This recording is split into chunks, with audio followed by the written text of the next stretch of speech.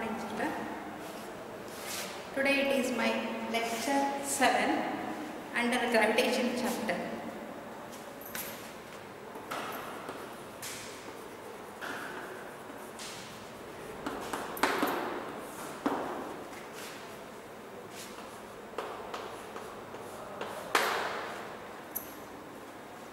Hope you remember the last class. We have learned in the last class how to determine the universal gravitational constant by experiment, which was explained by Henry Cavendish. Right? You know the very simple experiment, and finally observed the value of G is 6.67 10 raised to minus 11 Nm to the power of plus 2 kg to the power of minus 2. That we have learned. After learning that, we have also learned one more concept, evidences which support the Newton's law of gravitation. What are the evidences and how this gravitational force is useful in physics? So how it proves, how it supports the laws in physics. Okay. Also remember, we have also started at the end the characteristics of gravitational force. And here in this we have very important point it is, and just remember there are many points in this. So hope yesterday I have explained only 2 points. I will just recall the 2 points, and today I will also explain the remaining points which I could not explain yesterday because of time inconvenience. Okay, so please observe. Today I will just start with the beginning itself, which I already have completed 2 points, and just recall once. So that is nothing but the characteristics. Characteristics of the gravitational force.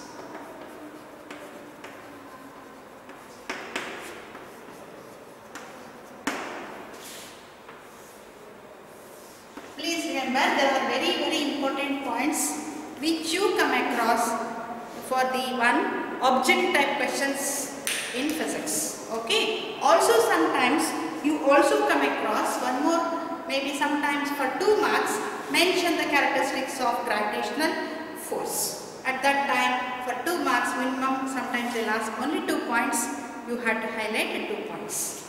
Okay. So please remember, this is very important. This concept is very important, both for theoretical purpose as well as for objective. Okay, let me explain one by one the gravitational force. The first point I can say, the gravitational force is independent. It is, I can say, it is independent. I will just write it, you will understand what is it. It means gravitational force. So it is independent of the intervening medium.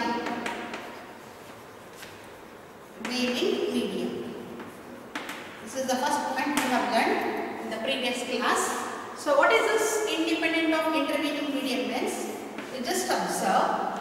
Earlier we have learned the universal law of gravitation, the expression for it, where by taking 2 masses, we know these 2 masses separated by some distance, where it is mass m1, this is mass m2, separated by some distance r.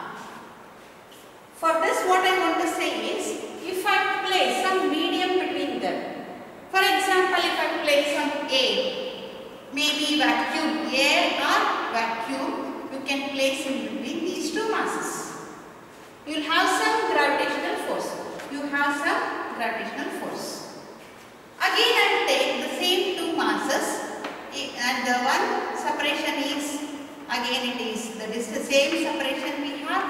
Also, please remember, now I place in between the 2 masses other medium means other than air and vacuum. So what I can place, I may put sometimes water, okay, or I may put oil, or sometimes I may put some wall, nothing but made up of brick wall. Suppose if I place in between them, whatever, if I place in between the 2 masses, even then the gravitational force does not change. It remains same. It will never change. Whatever we have earlier, that remains same here also. So it is said to be called as, due to which it is independent of the intervening medium. So please remember. Also yesterday I said one more point, where if by chance if you come across electrostatics, there if you take two charges separated by some distance, where I can take this Q1, Q2 separated by some distance, you will have the one, for example, air or vacuum, where you will have the one electrostatic force. If the same is placed in another medium, where it is maybe water or any other mediums, at that time again electrostatic force varies. Nothing but electrostatic force varies. It varies. It will never be same as it is in air and vacuum or like water. So you can compare now the gravitational force where it is independent of intervening medium but not the electrostatic force. That you will learn in the next year, but at present slightly you remember this concept. This, it will change. It will never remain same. So this is what we have done in the previous class. Okay. Now let me go this point and expect in the one object type 3D questions. So when two masses are placed in air or vacuum, it has some gravitational force. If the same masses are again they are placed in any of the media separated by some distance, like for example water, what happens to the gravitational force? So at that time we have to say it remains same. It remains unchanged. It will never change. So that is what the answer you have to remember. This will expect in the object type questions. So this is used in object type question, this point. So be careful. If you understand this, it is enough. There you know intervening medium, it does not change. They give example in such a way. Sometimes in air or vacuum, or the same masses are placed in water, or maybe sometimes oil, or maybe sometimes any brick or wall. Like this if they give, it will never change. Okay? Right. So let me go for the second point. There you know the gravitational force obeys Newton's third law. Let me say it obeys Newton's third law of motion. Newton's third law of motion. Newton itself has explained three laws. First law, second and third law. And he has explained third law. Again Newton only has explained gravitational force of attraction between two masses. And now he explains it obeys Newton's third law. What does it explain? You are deriving the previous class derivation. We have observed in the vector form you have seen when F12 is equal to minus F21. This vector form you have observed. The force where you have observed this one, and by using this you can say where F12 is equal to minus F21 means it will explain the action-reaction pair. By chance if I say if this is acting as action, this will explain reaction. So this will explain reaction concept. So remember it obeys Newton's third law means for every action there is an equal and opposite reaction. Hence this gravitational force will explain action-reaction pairs. You can say action-reaction pair are explained and hence it obeys Newton's third law. So this point you have to remember. Okay. What's the next third point means? Let me highlight you the next one where I just go for the third point. What's the third point? Where gravitational force is a central force. This gravitational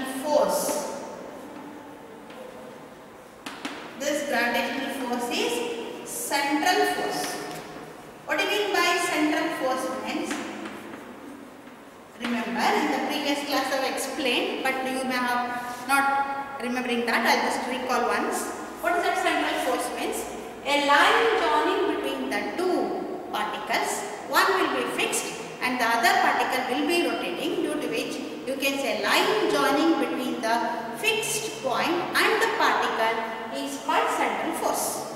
This I have explained in the previous class, where remember a line joining between. So can you give one best example for force means I can give the best example, the one called gravitational force. You can also give electrostatic force. So what is that means? I'll just give an example. A good example is the one gravitational force is a good example to give central force. Okay, let me explain this central force where there is a force of attraction between the earth and the sun.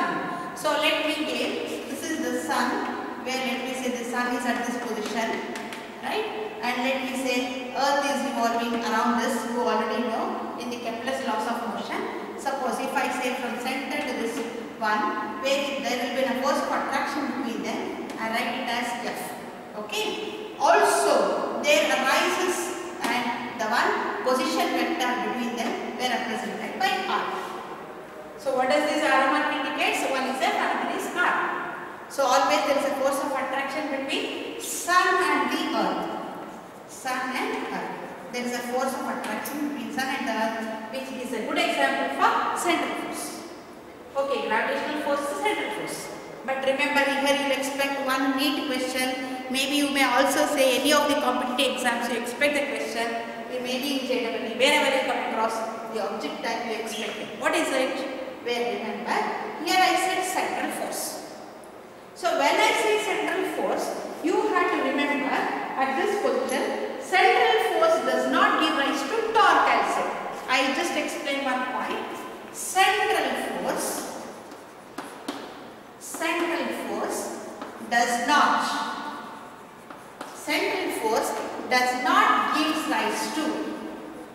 gives rise to torque. So what do you observe from this? Already in the previous class I have given the symbol torque. The symbol is tau. In the kinetic experiment I have given the symbol tau, right? It does not give rise to torque means, remember, by observing this figure I can write where this tau is equal to R cross F. What do you mean by this? Means this F is said to be gravitational force, R is said to be the position vector. So the cross product of two vectors again gives a vector product. So vector quantity. So these two are vectors, already I have shown by arrowheads. So here in between them we have cross marker. So we say cross product of two vectors again gives, after multiplication we give vector quantity. We call it as the one cross product of two vectors. Okay. So what do you mean by this? Let me tell you. In the vector chapter you come across scalar product and also vector product. Scalar product is also called as the dot product. Vector product is also called as cross product. Now I have taken cross. So let me say highlight you what is cross product. There you have the condition like this. A cross B is equal to AB sin theta n cap. What do you mean by this means? A is a vector, B is also vector quantity and the product is also vector. Here AB sin theta n cap, where n is said to be unit vector. This itself is said to be magnitude. Anything multiplied by the one unit vector, magnitude multiplied by unit vector gives the same quantity. So you can say this completely gives vector quantity. So this is the one formula we have under cross product. This you learn under vectors. I said it's a very important part you come across in physics. So there you learn all these things. So I have written this because I take the help of this.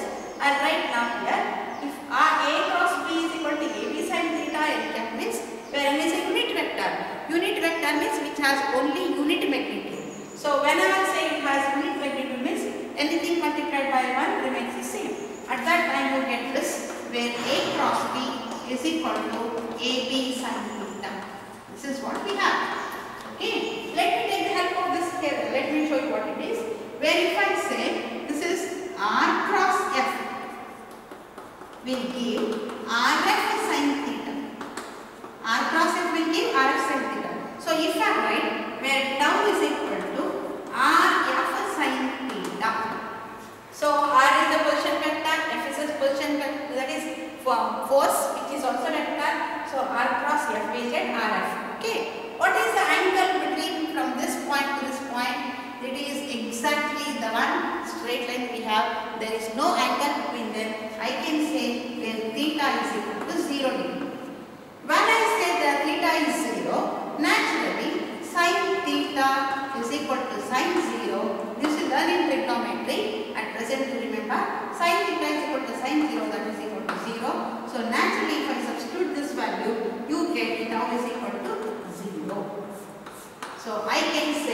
the central force does not give rise to torque. It will never give rise to torque. So this is what the concept we show you by mathematically. This is the one, the theoretically we write this, but mathematically we prove this. Okay. When you say this condition, one more point I want to say, where in rotational motion chapter you come across some concepts like angular momentum related to the torque. Okay. Angular momentum of the central force is constant at L. Let me tell you what it is. I'll just write here. Angular momentum. Angular momentum.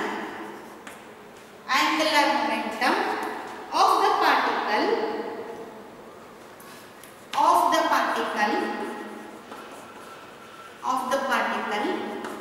under central force. Under central of the particle under central force is constant.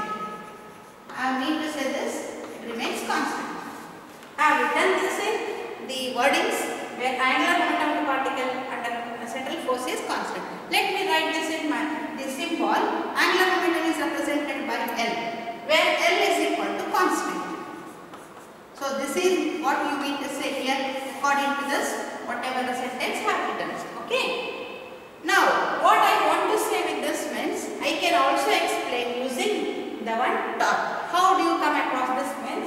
In the rotational motion chapter you come across where differentiation of this with respect to the one time. Nothing but there is a small change in angular momentum with respect to small change in time interval. At that time, we write that is equal to tau. Please observe, this is dl by dt. In physics, mathematics, you will learn in first year the concept of calculus. Under calculus, you come across differentiation as well as integration. There, by the help of mathematics, that is calculus, like integration and differentiation, we derive most of the derivations in physics. So please remember, it will be in the mathematics itself that they will explain particularly in mathematics. But now at present I need that concept, I will show this one. After some time it will be clear about all these things, how you come across in differentiation.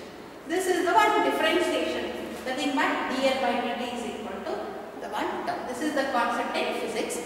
This dl by dt is nothing but differentiation in mathematics, right? So dl by dt equal to constant. This is differentiation. If I want to integrate this dl by dt, integral of dl by dt, nothing but integral of dl by dt gives nothing but L. Integral of dl by dt gives L. So here, as per this condition, if I integrate this on both the sides, you know this is integral of dl by dt is equal to tau. Let me write first. Okay. This is tau, or both the sides I should integrate. Here I am only integrating, I am not using any definite integrals. Definite means we will have some intervals. But here I am not using any definite integrals, I am just using integrals. dl by dt, what does it give? It gives nothing but L. But already tau is already 0. Therefore, integral of 0 means it becomes constant. Integral of tau, nothing but where tau is none other than the value of tau is 0, that becomes constant. So L remains constant. This is what you learn. So please observe, this is the one brief question or maybe any of the objective type JEE, maybe Karnataka City, comment, wherever you come across, you just remember. The angular momentum of the particle under central force is constant. At that time, we write like this. This we have written by the help of this condition. But remember, when I want to write angular momentum, I take the help of torque. And already in the previous step, you know, torque becomes 0. When you say the central force does not give rise to torque, means you feel central force does not give rise to torque, means naturally angular momentum also same. No. But remember, this is what the condition we have to observe here. These are the mathematical steps we have. So in your exam, you need not write all these mathematical steps. With the help of these things, we say this answer. then angular momentum of a particle under central force is constant. So this is very important. This point is very important. This gravitational force is the central force. So first step I said, what is central force? Where I said a line joining between the centers of the fixed particle. Sun is fixed, Earth is revolving around it. So fixed particle to the particle, fixed point to the particle I can say. So a line joining from center of the fixed point to the particle is called central force. Right? So after learning central force, I said here 2 points. If you explain about torque, central force does not give rise to torque. That I have shown by mathematically here. If I want to say in another way, with respect to angular momentum of the particle under central force remains constant. That I have shown like this by mathematically after writing this in certain wordings. But remember, this is the procedure you have to remember. Okay. So these are the objective type you expect. So be careful here in this case. Okay. So third point I have completed. And let me go for the fourth point. And just rub this one. You please remember one by one and rub this one. Because I have to use the board. Let me just rub it.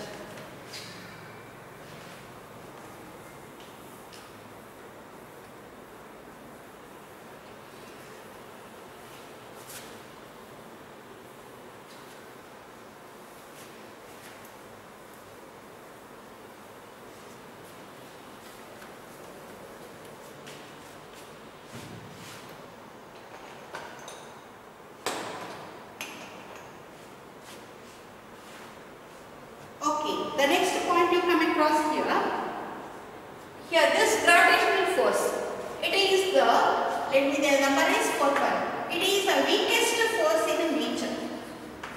Weakest force.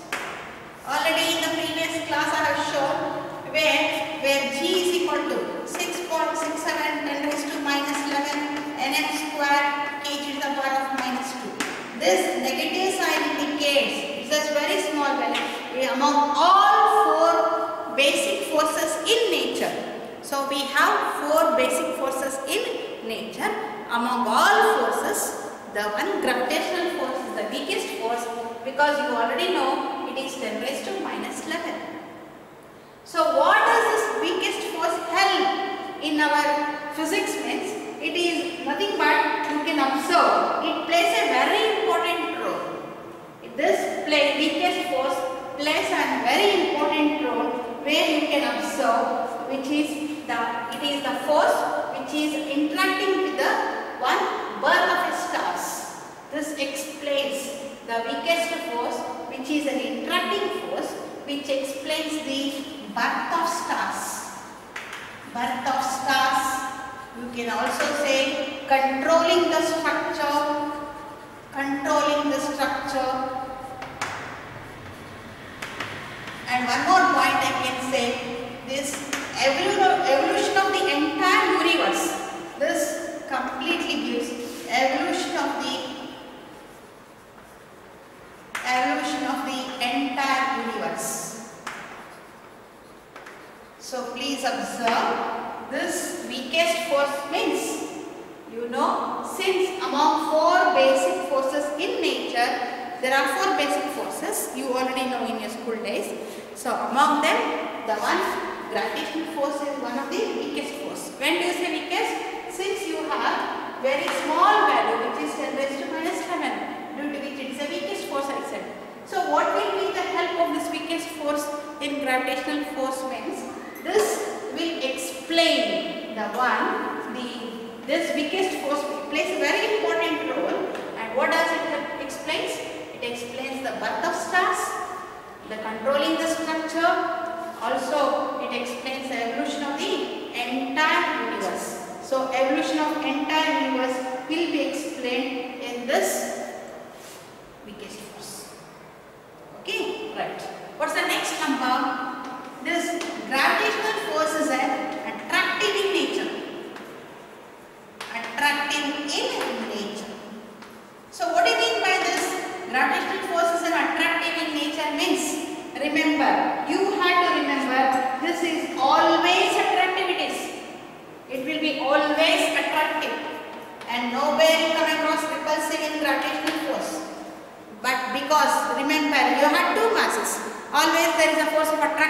same I said. So therefore always it is attractive in nature that you come across a gravitational force. This I can compare with electrostatic force, where you know in electrostatic force I said about two charges. One is Q1, another is Q2. But you know in nature there are two types of charges. One is plus charge, another is minus. Positive charge, another is negative charge. So when these two both are positive, nothing but both are having same kind of charges, we call it as like charges. Sometimes both are having minus. At that time also we say they are like charges.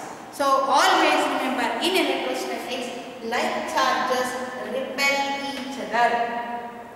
By chance if you have one is plus, another is minus, then you say both are unlike charges. When I say unlike, they attract each other.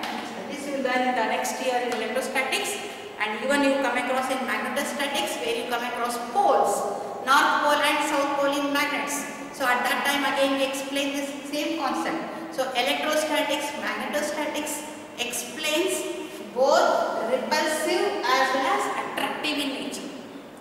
They explain repulsion as well as attractive. Because you know when they have same kind of charges we say like charges. Whenever they have like charges they repel each other. But whenever they have unlike charges, one is positive, another is negative, at that time we explain the one attraction. But this does not happen in gravitational force. We have masses. Two masses are there. These masses do not have any positive or negative sign. They are masses due to which always they are attractive in nature. So please remember they are always attractive in nature we say. But when you compare this with the electrostatic force or magnetostatic force, they say they are nothing but called as maybe attractive sometimes or maybe sometimes repulsive depending on the conditions. Okay, right. Let me go for the next number where it is here I want to say the next one, 6th point. Gravitational force is a conservative force. Conservative force. What do you mean by conservative? When you want to say conservative, that is work done by it does not depend on the actual part. Work done by it does not depend on actual part. It does not depend on actual part. What do you mean by this means? It is independent of the path. It is independent of the path, where you can also say, whenever I say it is independent of the path, describe the particle, it depends on the initial and final positions of the particle. It is independent of the path, it depends on initial and final positions of the path. So when I say initial and final positions of the path, then if you take closed path, if I say this is the initial point, the final point also come across here when you take a closed path. So initial point and final path completely they both coincide together. Hence, when you say in a closed path, no work is done. No work done we say. No work done. So no work is done. When you take the one closed path. When I say closed path, no work is done we say. What do you mean to say no work is done? When I say this is the initial point, the object starts its motion, it completes one complete path and finally it comes to the same initial point. So initial point and final point both coincide together. At that time you can say you feel that work done will be there. But when you see by observation you see work is done. But when you see this initial and final path both coincides, no work is done we say. So in a closed path no work is done. Is it clear? So this is what you have to remember. For this I can give best example where in vector form. Already in the previous class we have shown F12 is always equal to minus F21.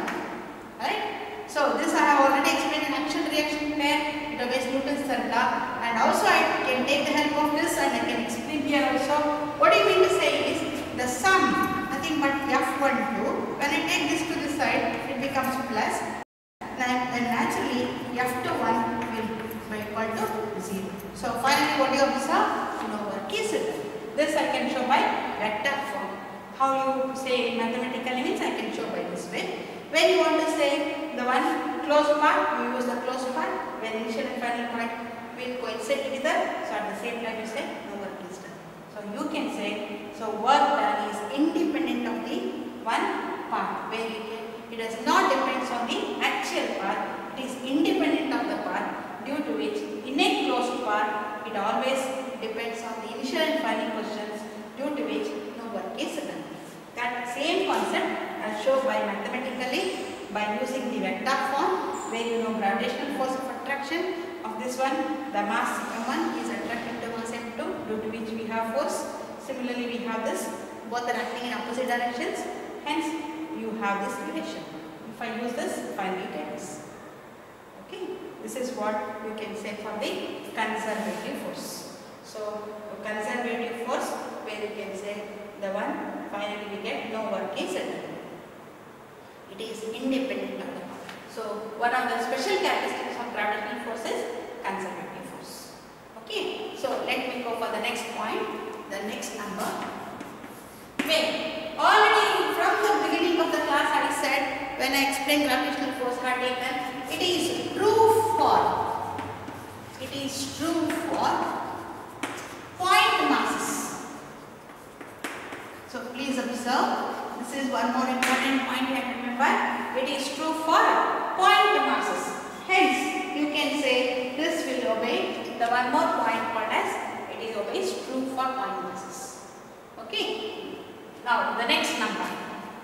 This gravitational force is a long range force. What do you mean by long range? Long range force we say. Please observe, gravitational force is a long range force. What do you mean by this long range force means? It holds good for long range distances, for interplanetary distances, long range distances. Long range distances you can say for interplanetary distances, for interplanetary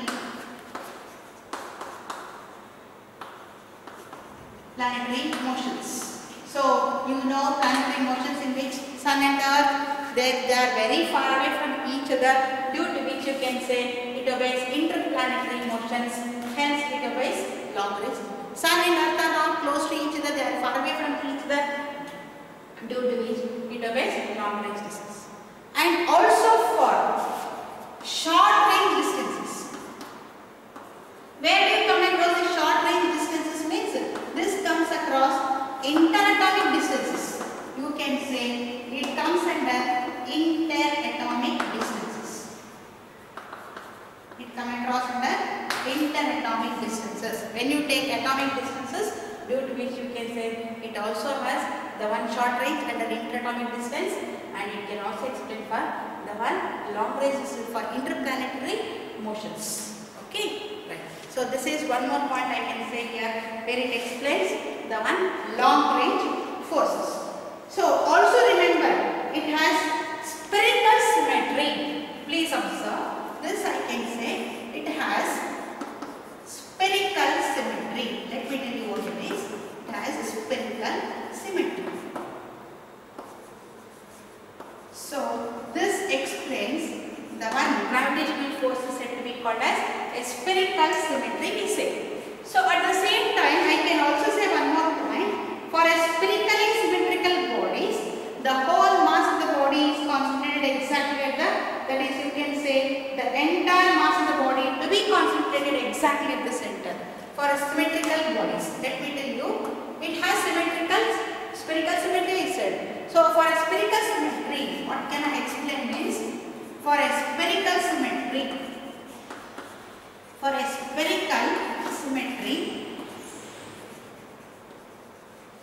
the entire mass of the body, the entire mass of the body will be concentrated exactly at the center.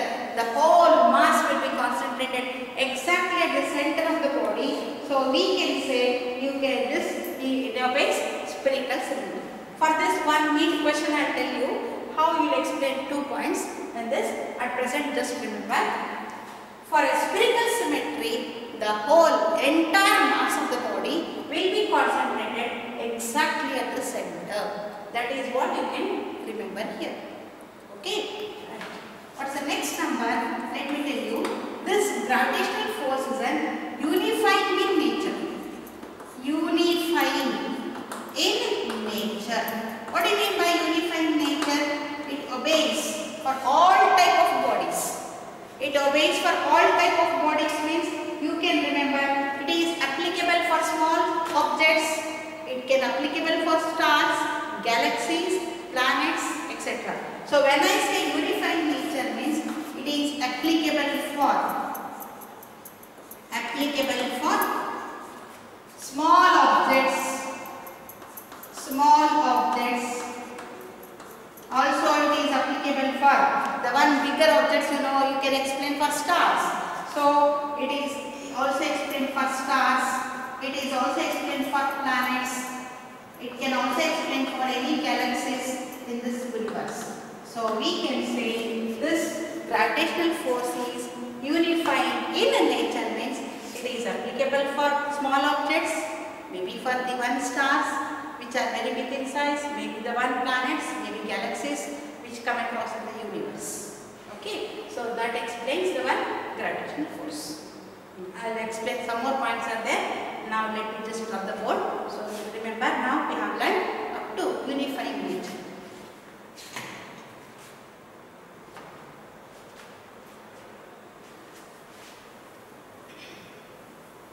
Okay, next number, it is next number 12.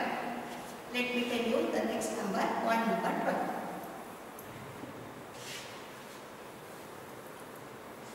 So this gravitational force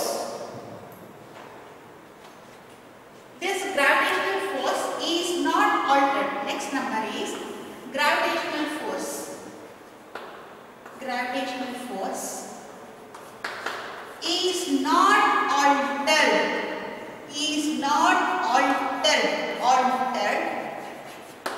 By the presence of. Is not altered by the presence of other bodies. What do you mean by this? Please observe. Already we have two masses which are separated by some distance m1 and m2. Separated by some distance m1 and m2. So already we have two bodies. Because of these two masses, because of two bodies having masses, there arises a gravitational force. And this is not altered. It will never change. Or not altered means it will never change. By the presence of, if I bring another body in between here, if I bring another body here also, it will never change the gravitational force. So gravitational force is not altered by the presence of the third body or the presence of other bodies in between the two masses. So you have another point here which I come across. It does not alter the presence of other bodies. Okay, so this is the one point you can remember. One more point. I just explained the ratio between, you come across the one electrostatic force. Next year I said we have one standard formula point, you remember that one. What is it means? Ratio of gravitational force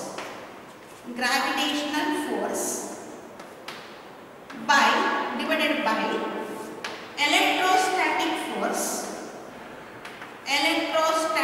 force is equal to 10 raised to minus 43 for any two electrons.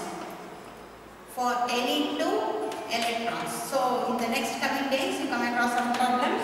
At that time, just remember the ratio between gravitational force and electrostatic force is always equal to 10 raised to minus 43 for any two electrons. This point you just remember. This will be helpful for you in the one object type questions after learning electrostatic force. Okay. So the next number you come across, the next number 14. So already I have said all these points. One more very important point I want to highlight here.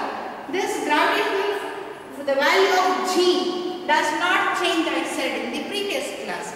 It remains same. So this gravitation, that 1g does not change. That is, it is where gravitational constant will remain same throughout the universe, I said. So this, it will never change for the one. It is nature, maybe the size, maybe the masses of the bodies.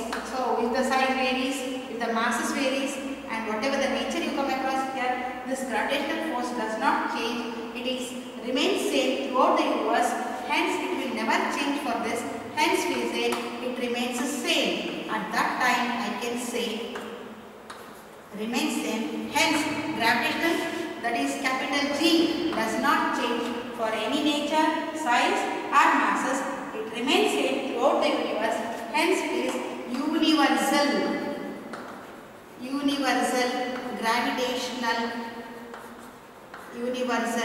gravitational constant. So this value, nothing but G, 6.67 into 10 raised to minus, that is 11 nm to the power of 2 kg to the power of minus 2 will never change. Even if the nature changes, even the size of the masses changes, maybe the size of the bodies or maybe the masses of the bodies, if they change also, it will never change. It remains same. Hence, today we say universal gravitational constant. So this is one more point you have to come across here. And one more point I want to say, if G is very small, the gravitational force, it will depend on maybe the mass of one of the mass will be huge and both the masses may be huge. So G will be very small, I can say, because I said it is very small value. So G is very small. Number 15, G is very small. Because of this, you can say, since it is very small, it will never change. Because you can say, whenever it is very small, it will never explain the one, nothing but the one gravitational force will remain same. That is, gravitational force remains same. Force remains same. Where I can say the one, nothing but it is maybe the mass of one of them, mass of one, or sometimes both. The masses should be huge. So among two masses here, one may be huge or sometimes both may be huge, due to which G will be very small. Hence we say this is very small value where it is 10 raised to minus 11. So one more point we have, that is the 15th point we have, where you want that in this one. Okay. One more point I can say here, because we have two bodies. Since two bodies, it is the one gravitational force is an, I can say one more point by using all this. Gravitational force is an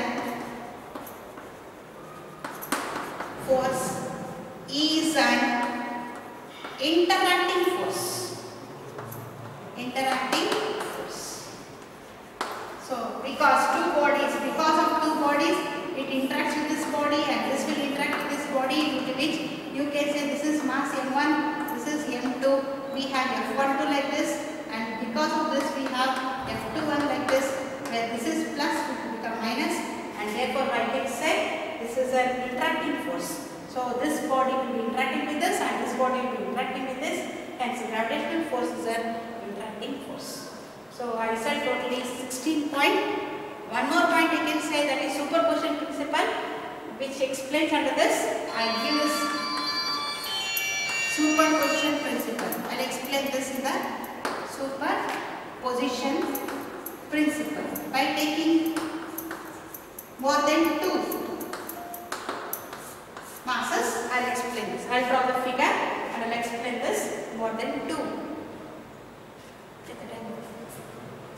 Okay, so superposition principle, for this I can draw one more figure. Earlier in the class you have drawn only two masses. Now if you have more than two, that is bodies, at that time you come across one point called as superposition principle. So remember, nearly totally 17 points are there that you have to recall one by one. Among these you come across most of the questions for objective questions. At that time you have to be very careful to remember these things. So today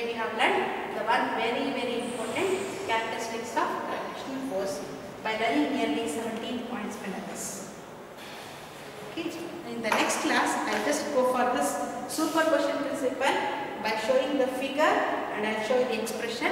You just add this in this point and remember these are the characteristics.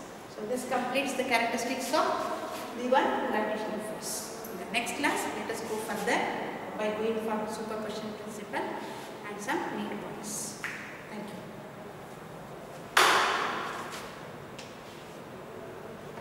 Correct. 45 ನಿಮಿಷ. 45 ನಿಮಿಷ.